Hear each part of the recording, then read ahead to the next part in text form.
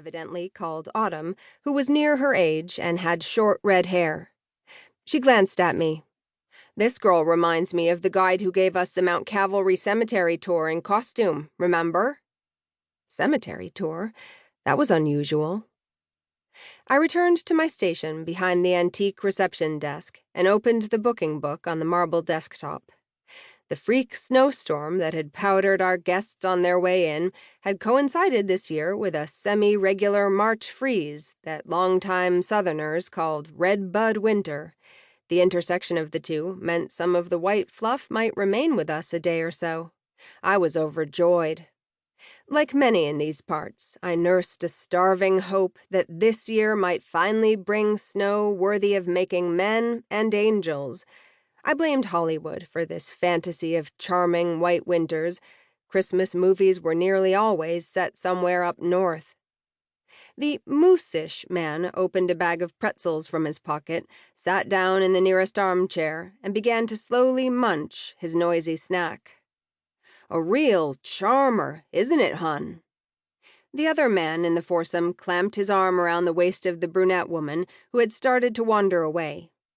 He was blondish and 60-something, with a slight paunch but good posture, the physique of someone who had a casual relationship with the gym.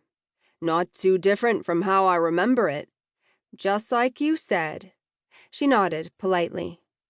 He reached up and untucked her hair from behind her ear, then fastened one more button on her blouse.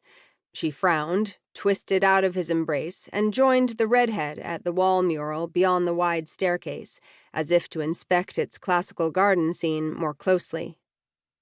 Dissatisfaction spread over the blondish man's face, but as he turned to meet me at the desk and eyed my poofy suffragette hair, a smile replaced it. "You're part of the scenery too, aren't you?" "Here for your entertainment," I thought. The most aggravating drawback of this or any customer service job had to be constantly biting one's tongue. His eyes didn't stray below my face, though, so maybe he hadn't meant anything objectifying by the comment.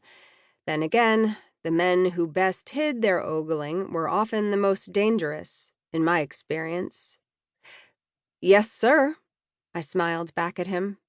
"All of the staff uniforms sport a contemporary design, the latest 1911 fashion." Buttoned up from my waist to my throat, I wore the same style gown as the housekeeper who had worked for my great-great-grandparents when they'd built this house near the turn of the 20th century. The guest stuck out a hand and chuckled. "Dr. Clyde Burrow." He certainly wasn't treating me like a prop. Most guests didn't bother shaking my hand. I was charmed. "Ivy Nichols, it is a pleasure to make your acquaintance, Dr. Burrow." I usually maintained this pseudo-period language through check-in with a guest, and dropped it sometime after, despite Clarista's expectation of consistency.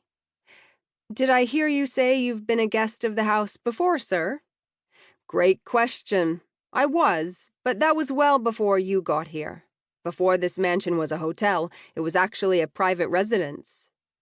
Did he think he needed to explain that to me?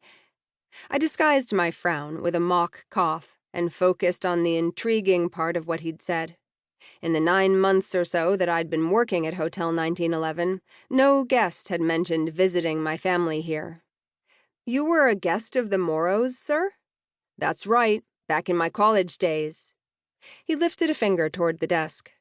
"Our group booking is under my name." "Yes, sir." I flipped open the book where we had such things recorded by hand. Our period theme meant any anachronistic office equipment was hidden behind a curtain in a tiny room behind me.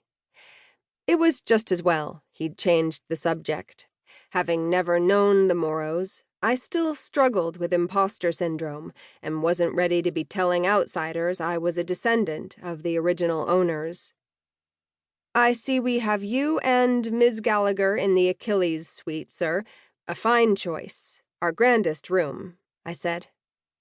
One of Clarista's odd regulations was that each guest's name appear on the booking. She thought it made for a more personalized check-in experience,